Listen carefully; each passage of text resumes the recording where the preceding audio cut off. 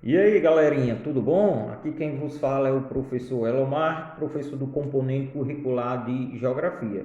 Gostaria de dizer desde já que é um prazer muito grande voltar a se comunicar com vocês, embora não presencial, mas numa modalidade à distância, numa modalidade remota. Mas estamos dando continuidade aos nossos estudos, né? Na aula de hoje nós iremos abordar novamente a temática Guerra Fria. Lembre vocês que a gente já estudou nos encontros passados o que é Guerra Fria, trabalhamos o período do início da Guerra Fria, os efeitos da Guerra Fria, o Brasil na Guerra Fria. Na aula de hoje, nós vamos estudar o fim da Guerra Fria e a nova ordem mundial. Lembrem também que nós já havíamos estudado a ordem mundial durante a Guerra Fria, a classificação dos países na Guerra Fria. Hoje nós vamos abordar o fim, quando finalizou, o que marcou o fim da Guerra Fria, né? E vamos trabalhar a nova ordem mundial, bem como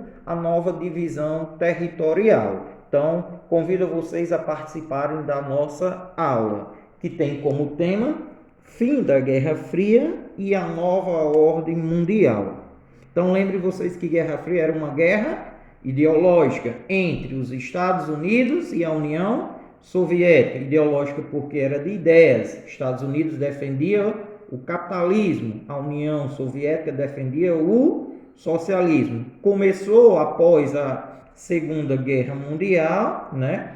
E quando é que ela chega ao fim? Então nós temos, primeiro item a lembrar, que a Guerra Fria iniciou após a Segunda Guerra Mundial e o seu fim se dá entre o final da década de 80 e início da década de 90. Então, quando se dá o fim da Guerra Fria? Final da década de 80 e início da década de 90.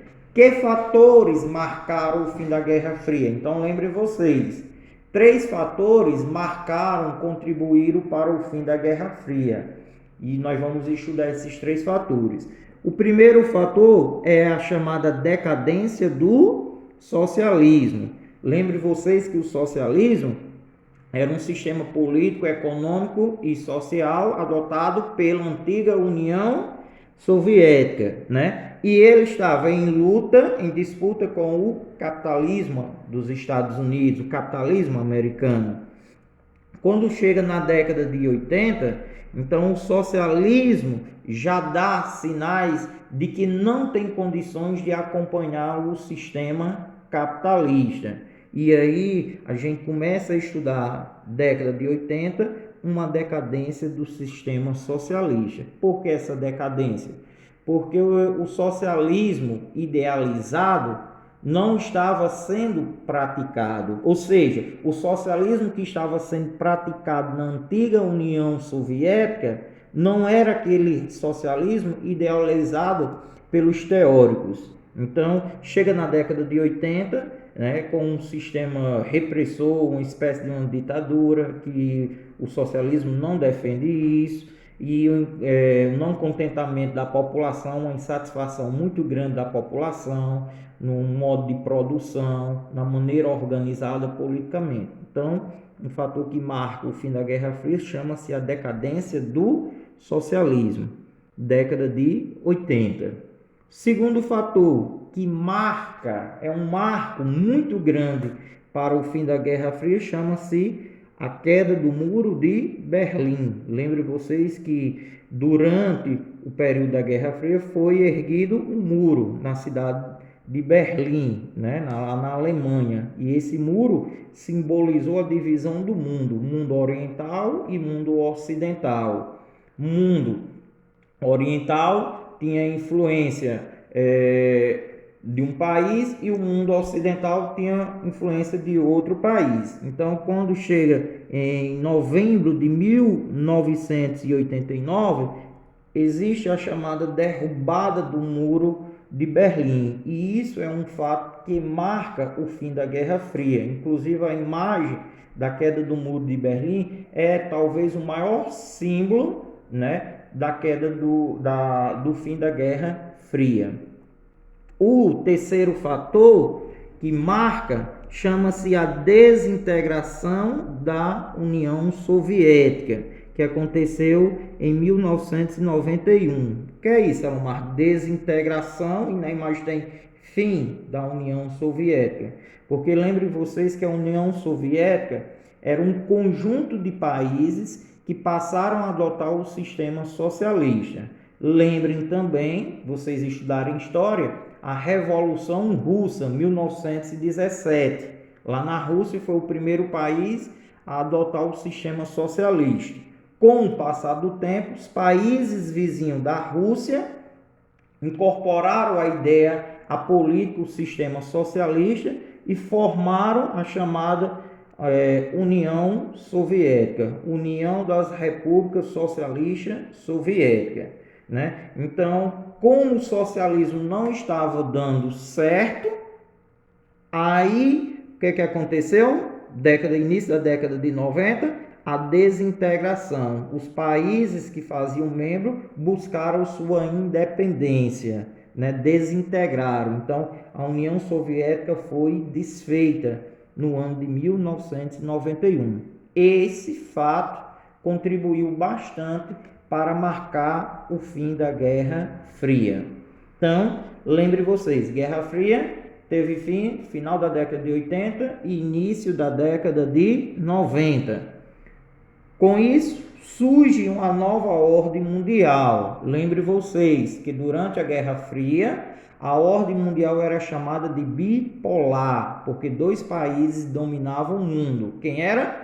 Estados Unidos e União Soviética. Acabou a Guerra Fria, não tem mais União Soviética, não tem mais o desenvolvimento do socialismo, então surge-se uma nova ordem mundial. Como é que é chamada essa nova ordem mundial? Multipolar ou unimultipolar. Multipolar, multi vem da palavra de muitos, de vários. Então, atualmente, o poder mundial não está centralizado na mão apenas de dois países, como era no caso no período da Guerra Fria, mas está num conjunto de países, né? E aí a gente analisa qual é esse conjunto de países, quem são esses países que dominam o mundo. Aí a gente pode citar o G7 e o G8. O que é G7? Grupo dos 7 países mais ricos economicamente. São aqueles países que fazem parte de maneira decisiva da ONU, é quem toma as decisões políticas e econômicas do mundo.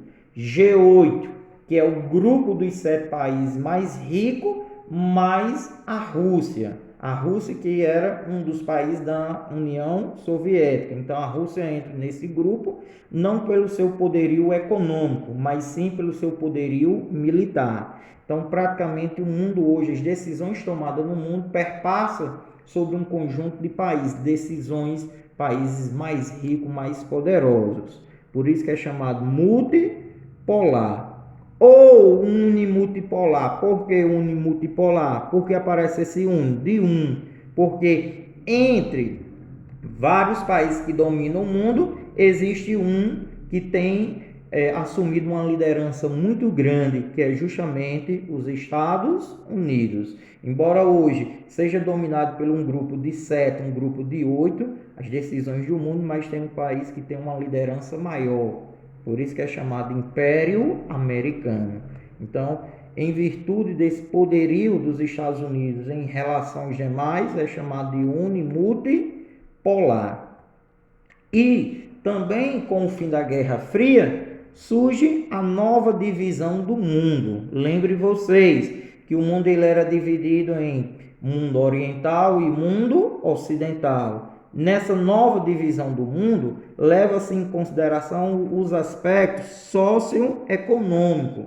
Então, se cria uma linha imaginária dividindo o mundo em países do norte e países do sul. Mundo do norte e mundo do sul. O que isso quer dizer? Se leva em consideração os aspectos socioeconômicos. Que os países do norte são considerados, em sua maioria, não em sua totalidade, mas em sua maioria, são os países mais ricos, os países mais desenvolvidos, que apresentam os maiores crescimento econômico e os melhores padrões de vida. Já o mundo do sul, ou países do sul, são os países que apresentam menor desenvolvimento econômico, menor desenvolvimento social. Lembre vocês que o Brasil faz parte dos países do sul nessa divisão, certo? Compreendido? E no caso, para finalizar o nosso encontro, temos essa atividade proposta, na qual vocês vão identificar o período e os fatores que marcaram o fim da Guerra Fria, vão identificar e explicar a nova ordem mundial, como é que é chamada a nova ordem mundial e como é essa nova ordem mundial, e vão comentar sobre a divisão do mundo no período pós-Guerra Fria, esse último tópico que foi explicado nesse momento. Então, é essa nossa aula, na qual a gente marca o fim do nosso estudo sobre a Guerra Fria, estudamos desde o início até o fim da Guerra Fria, com a definição da nova ordem mundial. Então, agradeço a atenção de vocês, ficarei à disposição, o que vocês tiverem dúvida, podem entrar em contato comigo no privado, terei o maior prazer de ajudá-los. Então, a todos um forte abraço e até o próximo nosso encontro.